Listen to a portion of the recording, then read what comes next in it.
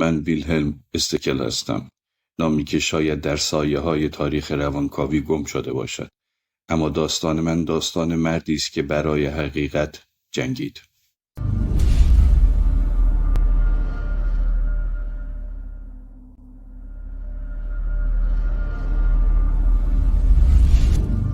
در سال 1868 در بوکووینا، سرزمین درختان راش، چشم به جهان گشودم. در فقر اما با رویایی بزرگ. به وین رفتم، پزشکی خواندم و در آنجا با مردی آشنا شدم که مسیر زندگیم را تغییر داد. او زیگموند فروید بود.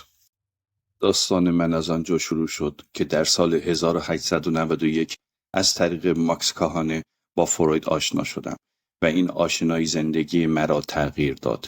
تحت تاثیر افکار عمیق او من نیز به روانکاوی علاقه‌مند شدم. فروید برای من چیزی بیش از یک دانشمند بود. در سال 1901 وقتی برای درمان نزد فروید رفتم، اولین فردی بودم که فروید درمان کوتاه مدت را روی او انجام داد. من به یکی از طرفداران و حتی شاگردان وفادار او تبدیل شدم و لقب متمایزترین شاگرد فروید به من داده شد. من خودم را پیام آور او می دیدم. او مسیح من بود و من حواری او بودم. پیشنهاد من برای برگزاری جلسات منظم به فروید به تولد انجمن چهارشنبه‌های روانشناختی و بعدها انجمن روانکاوی وین انجامید. از آن به بعد من در تمام رویدادهای روانکاوی حضور داشتم و در روزنامه‌ها روانکاوی را معرفی می کردم. به قول فریتز ویتلز، ماشین‌های چاپ تمام روزنامه‌های آلمانی زیر بار مداحی‌های او، اشاره ایشان به من بود، ناله می‌کردند. من پرحرف‌ترین مبلغ علم روانکاوی بودم. اما هیچ شراکتی بیچالش نیست. اختلافات ما از نظریات جنسی آغاز شد. بزرگترین شکاف ما مناظره خود ارضایی در انجمن روانکاوی وین در سالهای 1910 تا 1912 بود. فروید معتقد بود این عمل آسیبزاست و در طولانی مدت میتواند آسیب‌های جدی به همراه داشته باشد. اما من میگفتم آسیب ناشی از احساس شرم و گناهی است که جامعه به افراد تحمیل می‌کند و خود عمل ضرری ندارد. من باور داشتم که آموزش‌های غلط آن را به یک معضل تبدیل می‌کند. به هر حال من دچار این عارضه بودم.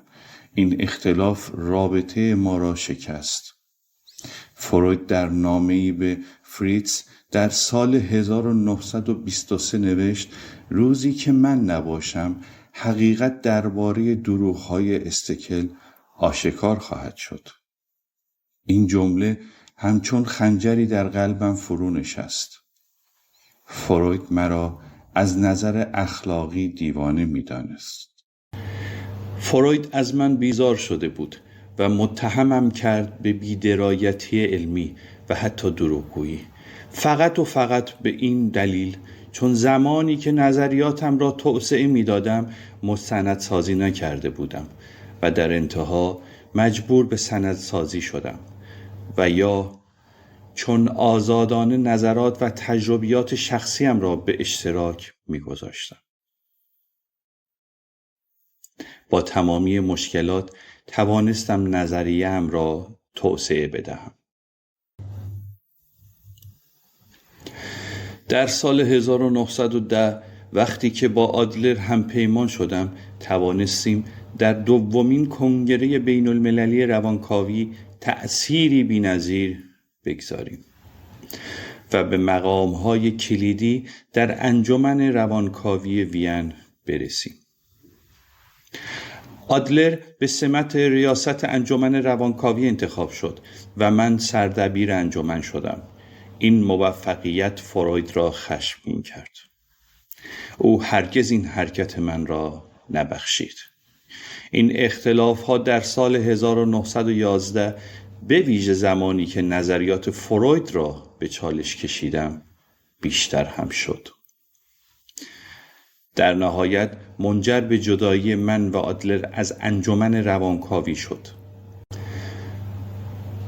من پس از جدایی تلاش کردم روانکاوی را کوتاه‌تر و علمی‌تر کنم و تکنیک درمان فعال را ابداع کردم. اصطلاح پارافیلیا را وارد روانکاوی کردم، اما فروید و شاگردانش مرا از تاریخ حذف کردند. اصطلاحات من از واژگان روانکاوی کنار گذاشته شد و ایده هایم به حاشیه کشیده شد. آنها از نظر علمی من را غیر قابل استناد می دانستند، اما همه اینها باعث شد که من نویسنده پرکاری شوم که کتابهایم به زبانهای مختلف ترجمه می شد. اما با ظهور نازیها همه چیز فرو پاشید. مؤسسه‌ام تعطیل شد، خانواده‌ام پراکنده شدند و از آنها بیخبر ماندم.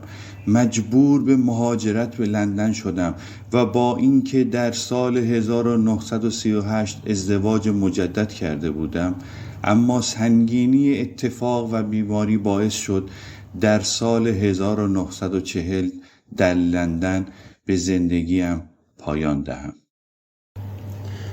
اما پایان من پایان ایده هایم نبود.